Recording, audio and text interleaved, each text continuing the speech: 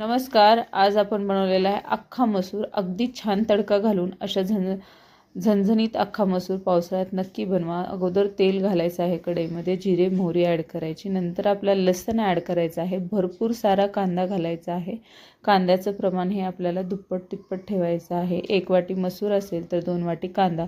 हिरवी मिरची घालायची आहे. घरचं काळं तिखट घाला. घरचं काळं तिखट नसेल तर काश्मीरी लाल तिखट, गरम मसाला ॲड करायचा आहे आणि ह्याच्यामध्ये सोडा घालायचा. परतून अगदी तेल सुटूजीपर्यंत आपल्याला हे परतून घ्यायचं आहे मिश्रण. नंतर मीठ घालायचं आहे. नंतर अख्खा मसूर पाण्यासकट घालायचा आहे. भरपूर सारं पाणी यामध्ये ॲड करायचं आहे. याला कमीत कमी अर्धा तास तरी शिजवून घ्यायचं आहे. शिजवण्यासाठी मोठ्या पातेल्याचा वापर करा. आपला अख्खा मसूर तयार आहे. तर ही रेसिपी कशी वाटली ते कमेंट करायला विसरू नका. खूप सुंदर होतो. आणि त्याच्यानंतर शेवटी आपल्याला याच्यावरती तडका द्यायचा आहे. तडक्यासाठी तेल घाला, जिरे मोहरी घाला, भरपूर सारा लसूण घाला, तडका द्या आणि खा.